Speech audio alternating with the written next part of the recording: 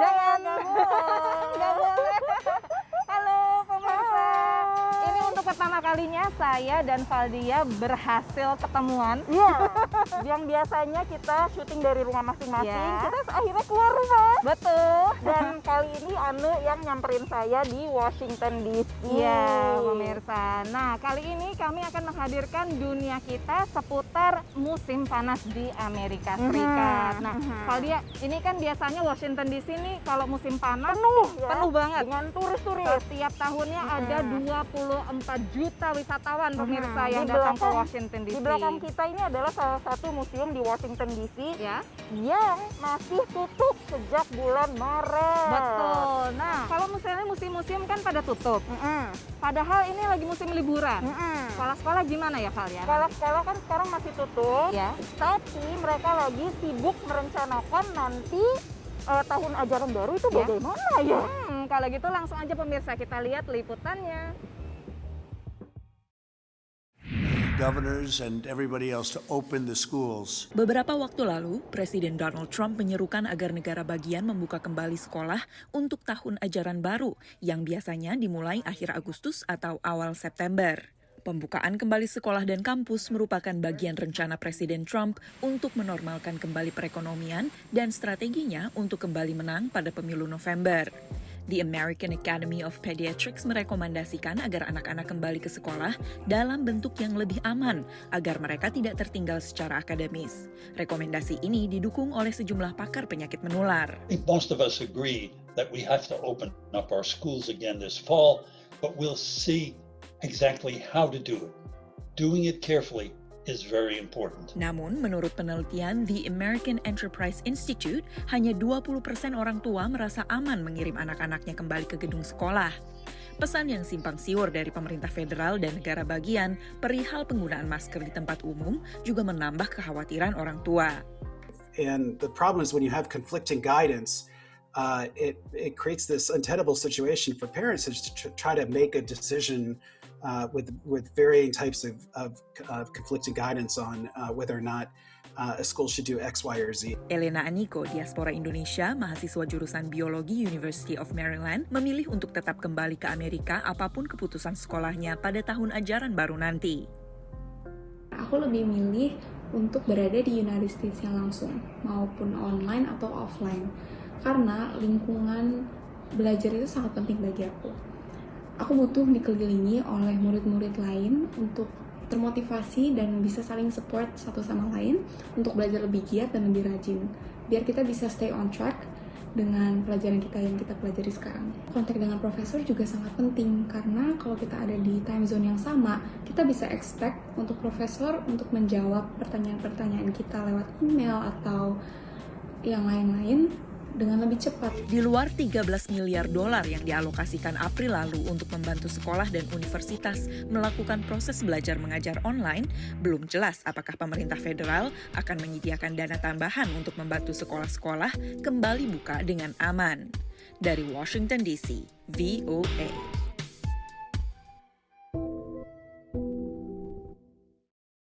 Ini udah cukup jauh belum nih? Kayaknya udah ya, lencang kiri. Loncang kanan. Iya. Itu Pemirsa. tadi seputar persiapan untuk tahun ajaran baru nanti. Nah, Iya. masih terkait dengan soal pendidikan di masa pandemi, ini Ya. kita ada pertanyaan dari pemirsa yang berkaitan dengan Ya. hal itu ya. Kita simak saja.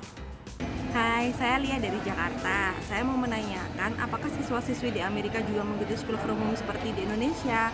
Kalau iya, sampai kapan? Terima kasih.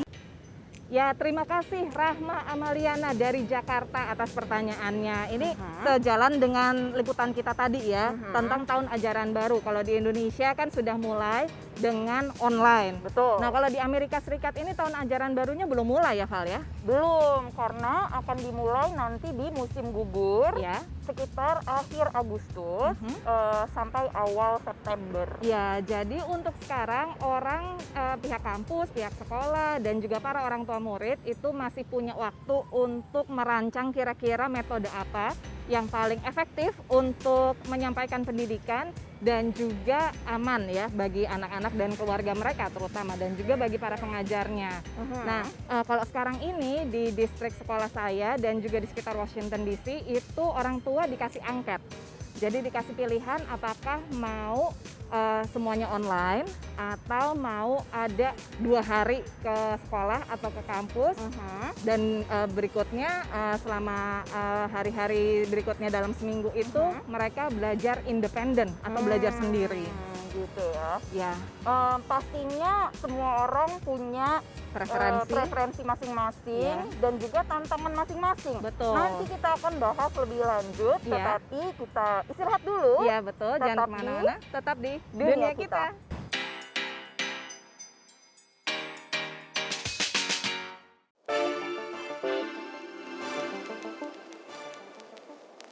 Kembali lagi di dunia kita Halo. bersama kami Lencang di kiri. Washington DC. Ya, Tetap cukup jaga ya. jarak dan juga aman sambil mengenakan masker, pemirsa. Betul. Itu yang paling penting, Ya. jaga kesehatan. Ya.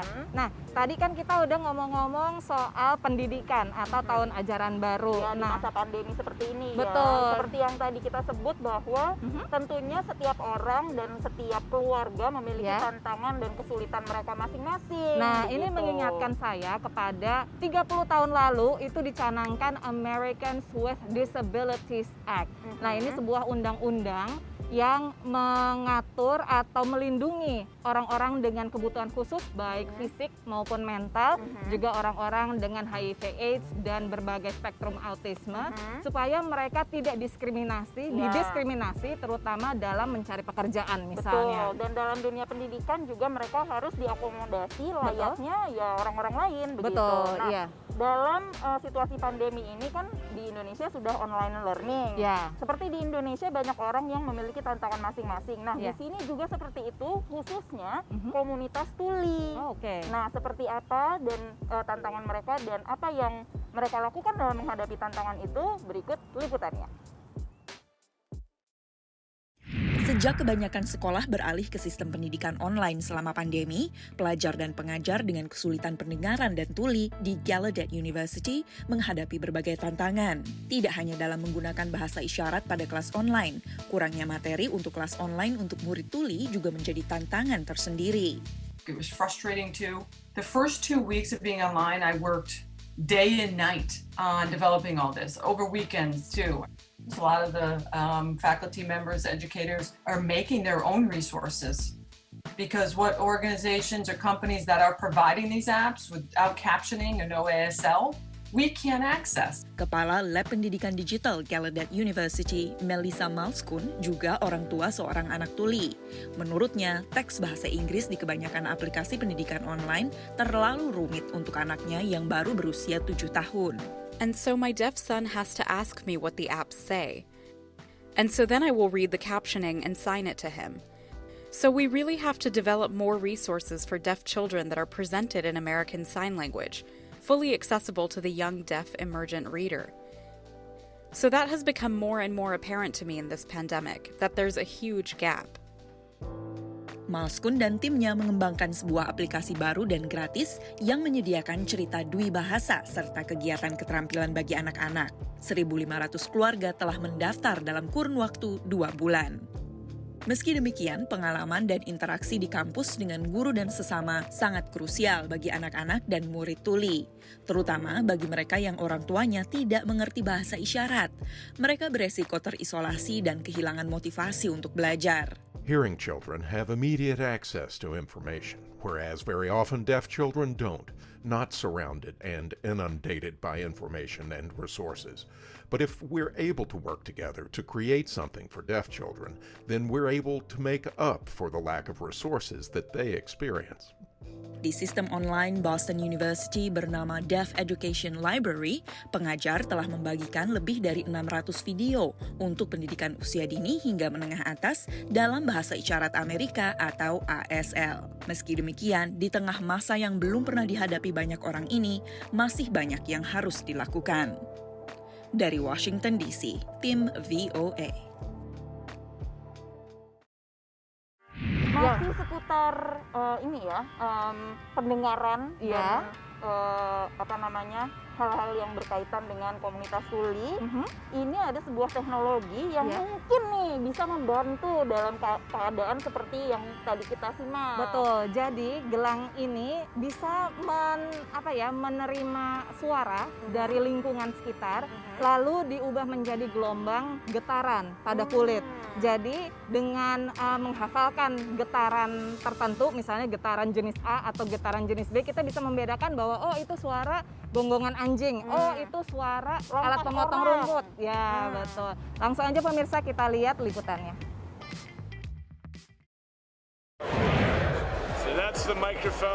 Gelang ini membuat pemakainya bisa mendengar lewat kulit.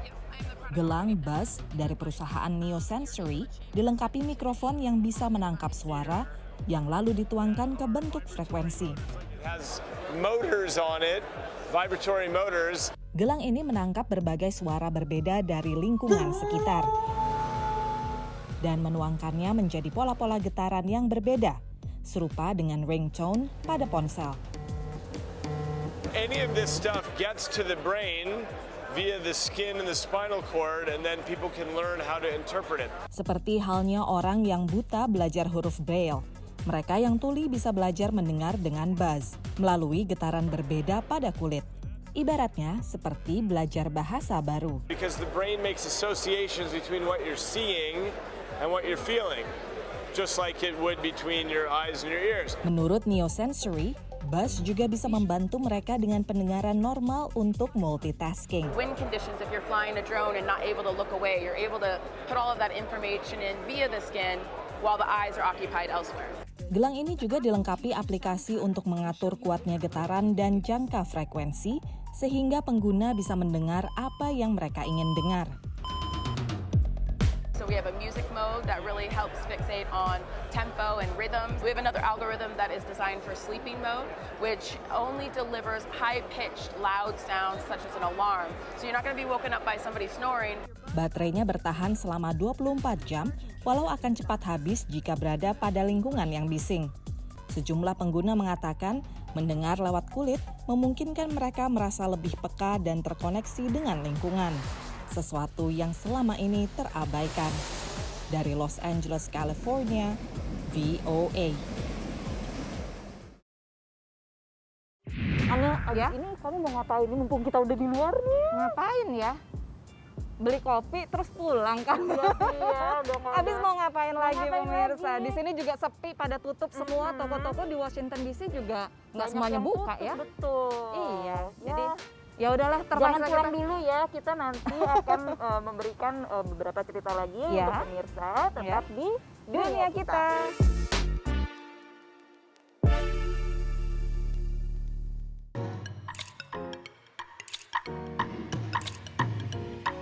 Kembali lagi di dunia kita.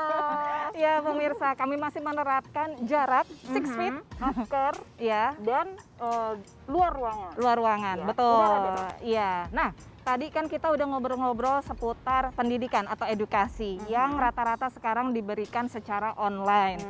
Nah, Gak melulu kalau pendidikan itu identik dengan belajar sekolah gitu enggak, ya? tentunya enggak. Nah, pendidikan itu bisa juga untuk misalnya belajar hobi baru. Iya, hobi baru. Betul. Mengasah keterampilan baru. Nah, kalau kamu apa, No? Hobi onlineku aku salurkan untuk menjadi Planned Parenthood, yaitu ya? jadi orang tua tanaman. Jadi saya sekarang mulai belajar berkebun. Kalau kamu gimana? Kalau saya belajar rebahan dengan lebih baik lagi. Oke, jadi rebahan secara online. Nggak apa-apa, bagus juga, lucu juga. Nah, berkaitan dengan hal itu, ini ada seorang diaspora di San Francisco ya, yang menekuni hobi baru dengan mempelajari segala hal terkait dengan hobinya itu secara online selama pandemi ini. Nah, apa itu hobinya? Kita lihat saja liputannya. Kelompok pengajian di San Francisco Bay Area dengan 60 anggota yang rutin bertemu setiap Selasa pagi, kini terpaksa melakukan pertemuannya secara online. Namun pengajian daring ini malah memunculkan ide kegiatan lain memanfaatkan kemudahan teknologi. Salah satunya adalah demo masak. Kemudian juga kita mengadakan acara kebugaran, kesehatan, olahraga. Kemudian ada juga kita mengadakan 1 hari 1 juz, itu kita baca Al-Quran. Alhamdulillah semakin banyak kegiatan yang kita raih di masa tinggal di rumah ini. Seperti siang ini, para ibu terlihat antusias belajar membuat kue bolu marble jadul. Pengajarnya Feby Nikmah Putri. Nyenengin juga sih online yang jarak jauh dari kota lain yang mesti nyetir jauh-jauh daripada datang ke satu tempat tertentu, dia bisa online lebih efisien menurutku. Perintah tinggal di rumah juga menimbulkan ide membuat kelas interaktif daring seperti menjahit bagi kelompok komunitas Indonesia Muslimah di Amerika dan Kanada atau IMSA Sister. Dengan program interaktif diharapkan dapat semakin mempererat hubungan antar anggota yang jumlahnya lebih dari 700 dan tersebar di berbagai kota. Kebutuhan juga sih Mbak, yang mulai kebutuhan. Kenapa? Karena ternyata kalau benerin alternate aja kan di sini lumayan ya, 10 sampai 15 dolar motong celana atau itu. Pikir-pikir, wah kenapa enggak juga kita mesti memulai gitu ya. Maka dari balkon rumahnya di Greenbelt, Maryland, Fitria Hayati pun berbagi ilmu menjahit kepada sekitar 40 peserta yang tersebar di berbagai kota.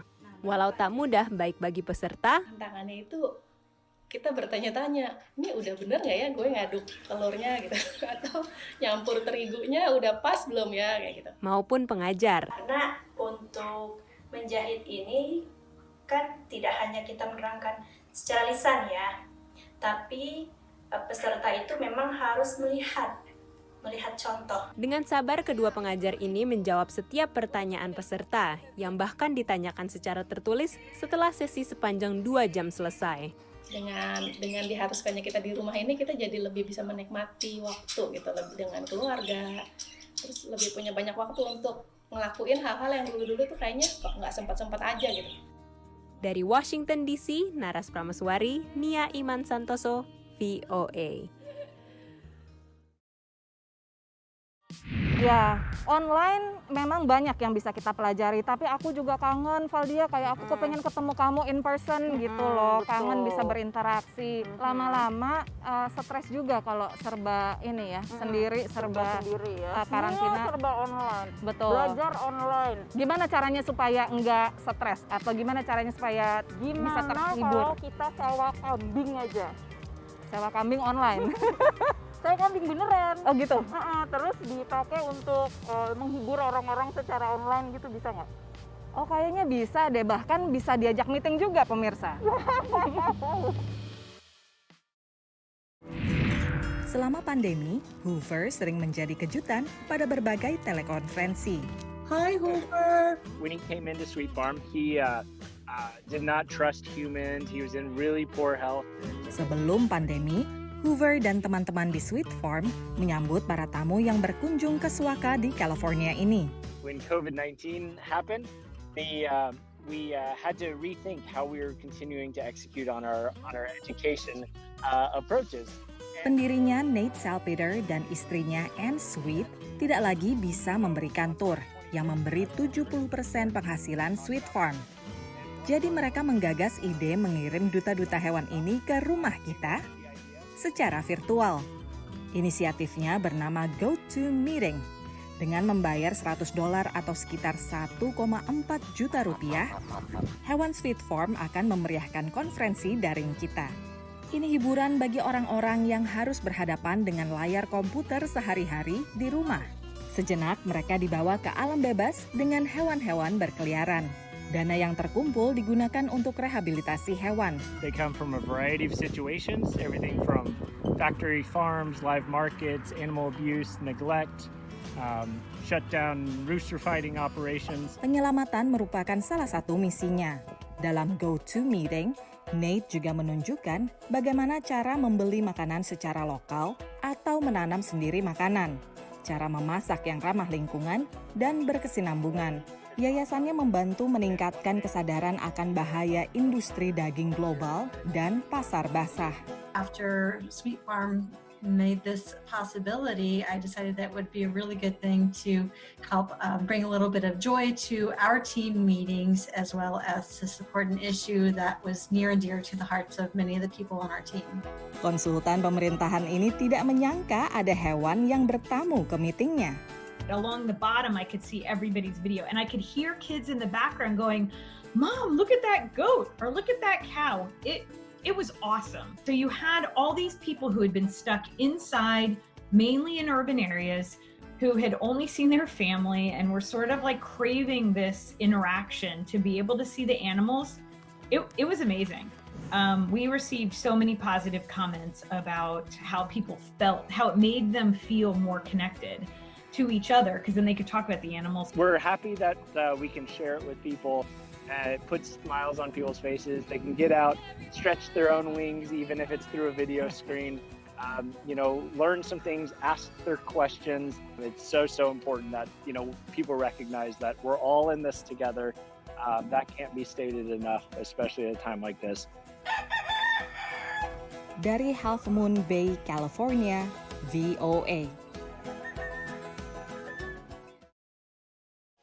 Lewat liputan tadi tuntas sudah dunia kita minggu ini pemirsa, tapi Anda masih bisa nonton dunia kita serta program VOA yang lainnya di situs kami www.voaindonesia.com dan juga di channel YouTube kami VOA Indonesia. Kunjungi juga sosial media kami di Instagram ada VOA Indonesia, di Facebook ada Dunia Kita, dan juga kirim pertanyaan berupa video bisa ke Instagram VOA Indonesia seperti Rahma tadi, atau Instagram saya di Valdia Bara, atau di Instagram Anu Budianto. Ya, jadi kami undur diri dulu pemirsa, nggak janji minggu depan bisa bertemu lagi seperti sekarang karena safety first yang penting. Tapi nggak apa-apa, kami akan kembali menemani Anda minggu depan. Sampai jumpa. Dadah.